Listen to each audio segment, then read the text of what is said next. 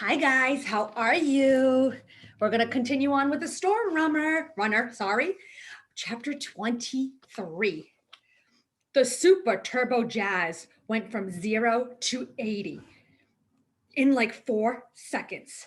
The jolt was so sudden, I thought I might fly off the back, but I rooted my legs onto the platform, willing them to not let us down. Feeling their strength was incredible. I felt bigger. The sky looked clearer. The air smelled fresher. Hondo laughed. Man, this thing flies. He was right. We had to be doing 80, maybe 90, barreling down the Pacific Highway, weaving between cars. Are you steering? I shouted over Brooke's shoulder, hoping Hondo had control over this thing. He took his hands off the wheels and said, Look! Ma, no hands. Not funny, I hollered. The dark ocean whizzed by. Could Pacific see me? Could Hurricane?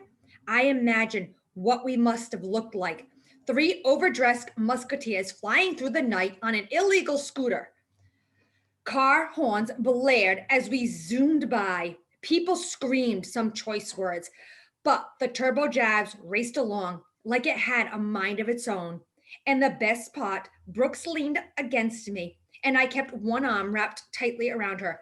A second later, she was on my head. Where'd I go? When you jump spirits. I was. How? I could explain the empty. And hadn't Hurricane said he created it. This made it feel like a secret. Did all the gods create their own hideouts? I met my dad, I said out loud, because right then I was feeling powerful and I didn't care if a wicked ears were listening. The turbo made a sharp right turn down a busy lined street, which with small shops, cafes, and yoga studios. A stoplight was coming, but the turbo zoomed right through it. A couple of pedestrians jumped out of the way. Sorry, Hondo shouted to them. They shook their fists at us. Someone might have thrown their coffee in our direction. Hondo hooted and hollered, and he was having the time of his life. Did you say you met your dad? Hondo shouted over his shoulder. Who is he? Brooks asked. I tilted my head back and watched the first stars zip by. Hurricane, I said. Brooks tried to face me, but she couldn't turn around. One leg. Hondo let out a light laugh. He's the one-leg god. No, I argued, feeling my face flushed. Why did it matter to me what they called him? He was one serpent leg, supposedly. And so did I, apparently, whatever that meant. Hondo hollered over his shoulders. The screen says 2 minutes. It's up ahead. But those 2 minutes were cut short by a siren and a red flashing light. Don't stop, Brooke warned. We didn't have much time, and if we got arrested, we would never get to the party. I can't shake him, Hondo shouted, a very big voice that, I was sure, belonged to an even bigger dude sounded over the cop's loudspeaker. Pull over immediately. What do you want to do, kid? Hondo called to me. I glanced over my shoulders. The cop was a few feet away. Crap. With a deep breath, I sent a prayer up to the saints and anyone listening, and then I said, hit the turbo button. Are you deranged? Brooks said. Jazz only thinks he fixed it. Thanks is good enough for me, Hondo said, and adios, suckers. And without hesitation, he hit the red button, marked turbo. I felt the atmosphere burn up around us, and then there was an explosion of white as we were hurtling through the Milky Way. The air got cold, and I could no longer feel the ground beneath us. All the breath was sucked from my lungs. We came to a sudden stop where we were thrown off the turbo, and as I spun through the air, all I could think of was, please land on a soft spot. Luckily for us, that spot was thickets of bushes spread out across this lush green grass. I still lay still for a second, blinking and waiting for the terrible pressure in my head to disappear. I slowly sat up. Brooke! Hondo! Brooks was next to me, catching her breath, plucking the branches out of her messed up hair. Hondo rolled to his feet, moaning and cursing. We were in front of a pink building with a grand sign that said Beverly Hills Hotel. You guys okay? I asked. Glad I didn't break anything, Hondo. Hondo wasn't so lucky. He was clutching his left arm. Might have bursted a bone or two. Brooks and I hurried over. Give me a minute, she said, lightly touching his arm. The enchantment will fix it. Hondo raised his single brow and tried to smile, but grimaced instead. You mean nothing can hurt us while we're enchanted? I asked. Technically, you could die, Brooks said, but as long as that doesn't happen, the enchantment fixes all imperfections.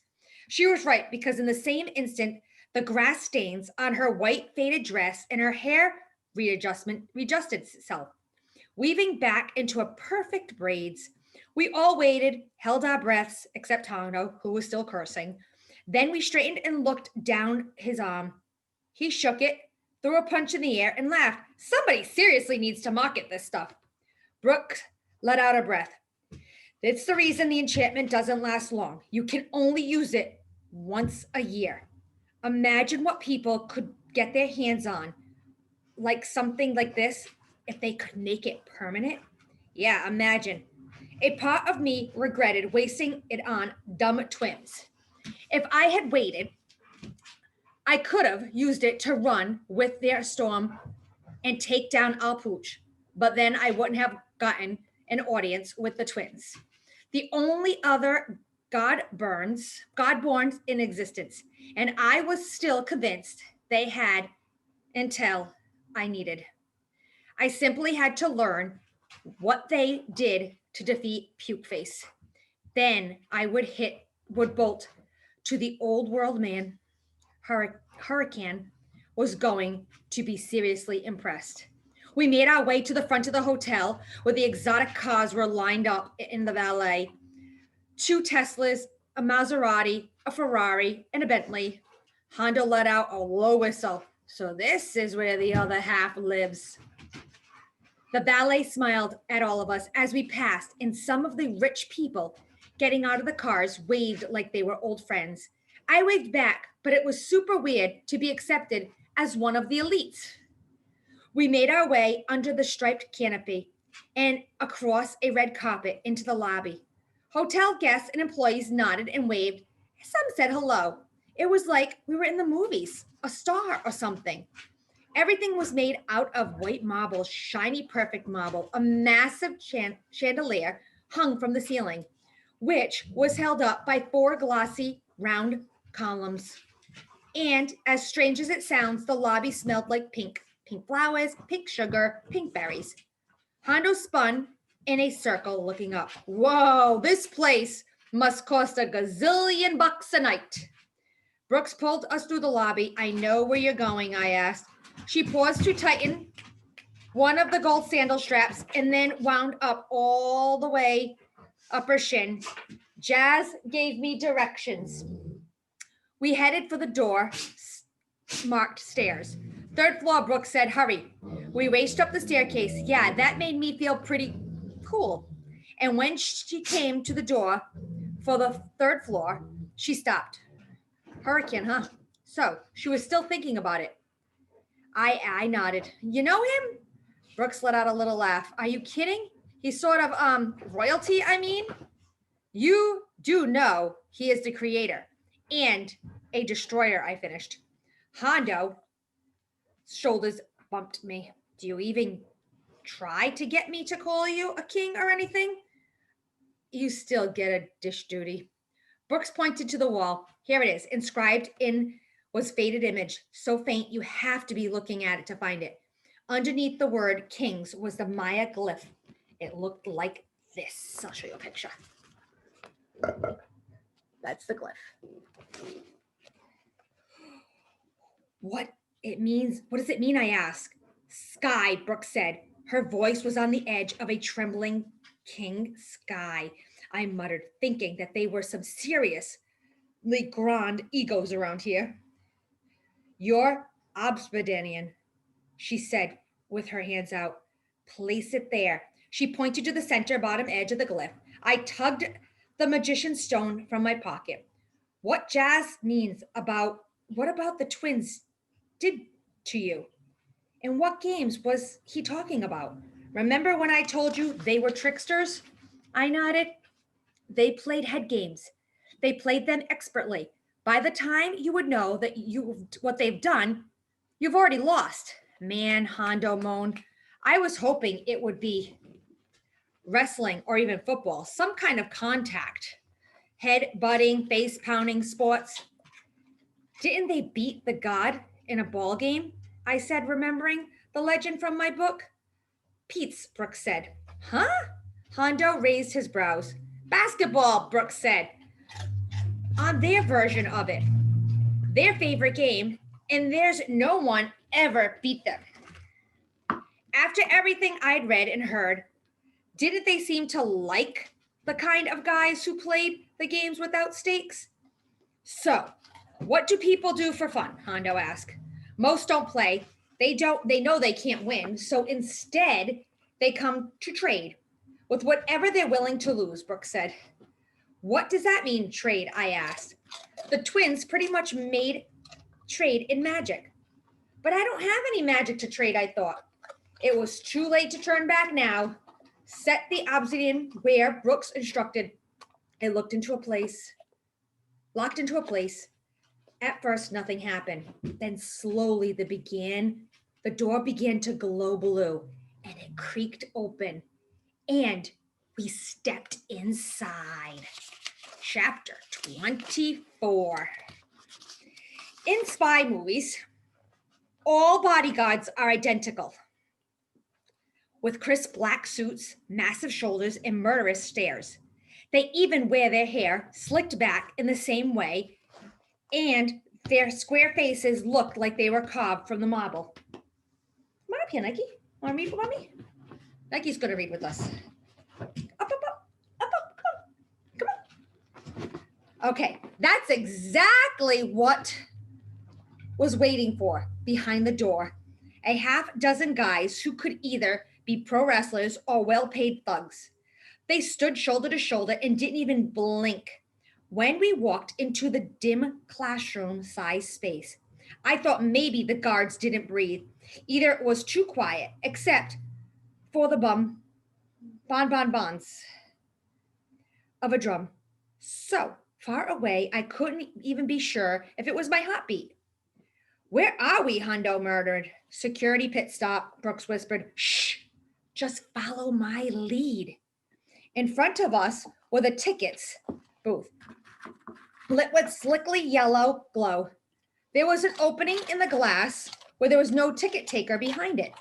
Brooks stepped up into the window, set with the obesium stone on the counter, and mumbled some words that were definitely not English. And an instant later, a gray-haired bearded skeleton materialized.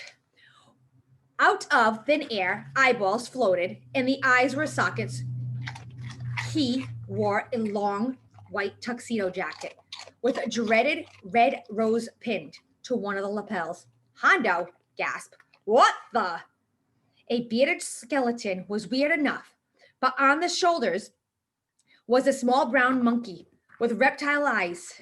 Its long tail thrashed through the air, and it clasped its hairy little paws together like it was smothering something between them. You have intervention? The skeleton said with a deep, raspy voice. Brenda pulled out the obesian stone towards him and said, just let us in, Flacco. No invitation. No travel to the top, even for you, Flacco said. Them the rules. Brooks wasn't going to give up easy. I'll be sure to tell Jordan and the bird you turned fresh meat away. Hondo gave me a sideways glance and mouthed something slowly. Fresh meat? What do you mean by that? He whispered. That Espolito's wearing a tux. Seriously? I whispered back. How about the fact that he's a living skeleton? Or that he's got a little evil monkey that's probably hanging with his fangs? Hondo folded his arms across his chest and leaned towards closer for you to think that he had fangs. Flacco studied the stones and then handed them back to Brooks. No entrance, no invitation. Brooks propped her elbow on the booth. Listen, Flacco, I lost it. And this is a surprise visit. So I can wish them a happy birthday in person. Stroking his silvery bead, the skeleton eyed me. You gimp, why are you here? You want favor? Brooks turned to me and whispered, he can see through the enchantment. Why? That's why he's got this job. I wanted to whack Flacco upside the head, his bony head, but I held my cool. He's a magician, Brooks said casually to Flacco. It's part of the birthday surprise. The monkey clapped and smiled. Its silvery chomps were huge, and when it clicked them together, it sent chills down the back of my neck. Flacco eyed us, glanced at the row of guards, then looked back to Brooks and grunted, fresh meat. Magic. He gripped his pen. They got names? He asked her. Like we weren't even there. Brooks spat out some made-up names. El Rey and El Rana, she sputtered. Hondo's shoulders bumped me, mouthing, I'm the king. I had to admit my uncle looked good and tall, but it felt weird to peer up at him, even if it was only a couple of inches. The monkey screamed, making Hondo and me jump at the same time. Flacco scratched under the little beast's chin. Neither looks like a king or a frog. Well, maybe that's one. He was pointing at us with his bony finger. He might be a frog, he said with a little chuckle. Rana. It was the best Brooks could come up with. The skeleton jotted down the names, then reached under the counter. It's your funeral, he muttered as the wall to turn open, and he opened up a groan. Before you go in, 3 guards stepped forward, put us down. My stomach roiled when my thug found a jaguar jade and motioned for me to hand it over. Brooks and Hondo peered closer. Holding it up for the guy's inspection, he said, lucky tooth. Except it hasn't been very lucky. I tried to laugh casually, but ended up sounding a little bit phony. The guy held up the stone and examined it, and then he handed it back to me with a grunt. I let out a long breath as I set aside safely it back in my pocket and entered the opening. When Brooks pressed the button on the wall, I realized we were in an elevator. But it wasn't an ordinary elevator. It was a golden cage illuminated by pale blue glow. What's the tooth? Brooks asked. How could I answer without breaking my promise to the Pacific not to tell anyone about her? But she never said how long I had to keep the secret. So I guess I could have told Brooks that I had met the goddess of time, who was hiding under the ocean. But it might be dangerous for Brooks to have that kind of information. In the same way she had tried to protect Jazz. I needed to protect her. I got it from Miss Cab, I said, thinking quickly. How come I've never seen it before? Hondo asked. Brooks' eyes bored into me with an intensity that made me dizzy. So I asked, wanting to change the subject, Jordan and Bird are the twins, yeah? I was a little slower on the update. If they are so tough, why do they use these photosynonyms? Brooks looked up. Watching the exposed cables carried us, they changed their names to fit in when they came to the US. I guess they named after some basketball stars from back in the day. Best clutched players ever, Hondo mumbled. What's clutch? Brooks asked. Hondo glanced at me. Then away quickly, They work perfectly under pressure and always find a way to succeed at the last possible moment.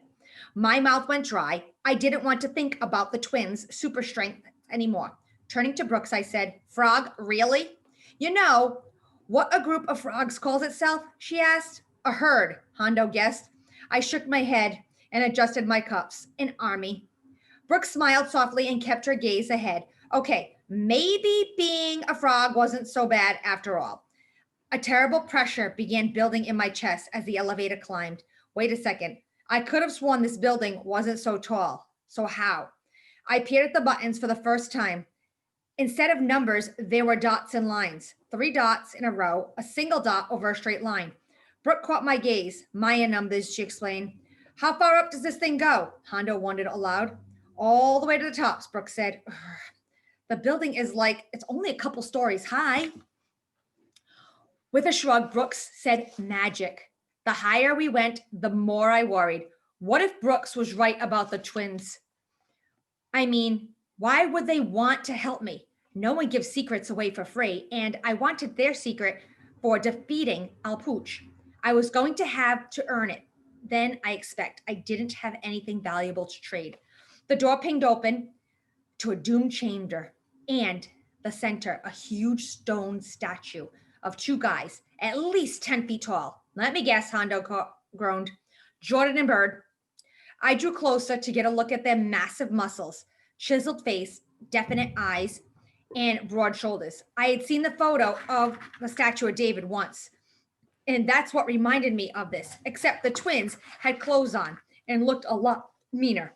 A falcon sat on the shoulder of one of the brothers, its wings spread ready to take flight. These guys definitely didn't look anything like the illustration in my book. The statue eyes were raised like they were encouraging visitors to look up at the doom ceilings. It was brightly lit and running.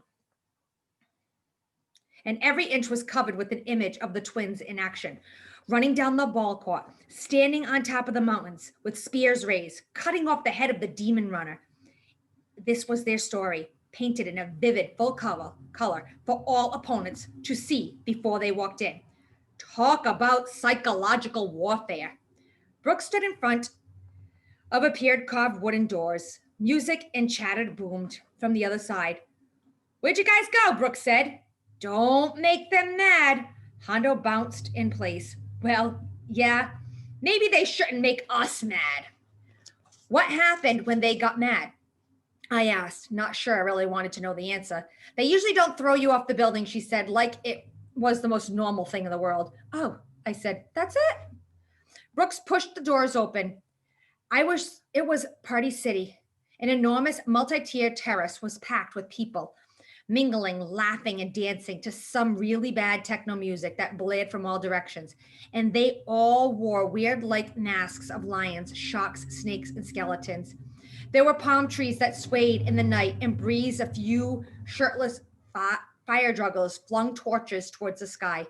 They rotated back down at a frightening speed, casting strange shadows across the oblivious crowd. The sickening smell of the kerosene filled the air as my eyes scanned the masked faces. Hondo let out a little whistle. Looks like a Halloween party, Captain, not a birthday party. Brooks stepped behind the wall into the shadows. It's all show. They believe the mask contained the spirits of the animals or whatever they're wearing. How come we didn't get one? Hondo sounded disappointed. We got enchantment, I said, thinking of the way it was way cooler than a mask. He's right, Brooks pressed against the wall like she was hiding. I doubt anyone here has enchantments. Too expensive and hard to come by these days. Masks are the next best things. Who are all these? I didn't know what to call them because I didn't know if they were human. Some are human, some supernatural, Brooks said. I took it all in. There was a massive stone fireplace with roaring flares, and beyond the roof's edge were a dozen of skyscrapers. Maybe it was a trick of the light, but they seemed to be wobbling slightly, like they were made of jello. I had a feeling this all wasn't an actual view of LA, but a magical recreated one. Can this be real? Hondo whispered. Brooks peered around the corner. See that bared masked guy over there by the waterfall? The skinny one, I asked. Yeah, he's human. Comes every year to ask for help with his music career. The twins have big connections in Hollywood, and most of the people here are looking for access to those. The butterfly girl over there, she's probably wants to be a model. And that shark, she pointed to the short, stout guy, an actor. Sound like she spent plenty of time here. You said the twins trade in magic. I said staying focused, but humans don't have magic. Sure they do. I gave her a confused look. Brooke let out a slow breath. Dreams, talent, love. How are those things magic? Hondo loosened his tie. In our world, they aren't so easy to come by, Brooke said. What makes them magic? Hang on, I said. Are you telling me people actually give up their talents? She nodded suddenly and looked miserable, saying Like they're really good at wrestling? She glanced at Hondo to make her point. You trade it for something else you want. But what if the thing you want isn't the thing you're good at? I asked, a little like a singer. You get a favor as a loan. Brooks paused and glanced sideways for a moment. And when the twins call it in, bye bye talent. Hondo guessed. Yep. Or whatever else it is that you traded. Okay, so that's twisted. To our right is a huge pool with a waterfall cascading over the massive boulders. Waiters in skeleton masks and black polo shirts and shorts carried colorful drinks with little umbrellas or offered finger foods and fancy cocktail napkins. I'm starving, Hondo grabbed a skewed shrimp off of a passing tray and grinned ear to ear. I'm thinking I'm gonna like it here. Don't eat anything, Hondo, Brooks said. This is not a good place to linger. Let's just get in and get out. Then came a deep voice. What's your rush? Brooks went stone still. I turned and I knew it was one of the twins. The guy seemed about 16 and was at least 6'5" and had biceps bigger than Hondo's. Actually, he was almost as sculpted as the statue and maybe fiercer looking. He winked at Brooks, hooked his arm over her shoulder, and said, Hello, little sister. Ooh, and that's the end of chapter 24. Did you like that, Nike? You want to say hi, Mookie, before I turn it off? Say hi. I'm Mookie. And I'm Nike. Okay, guys, chapter 25 will be here soon. And me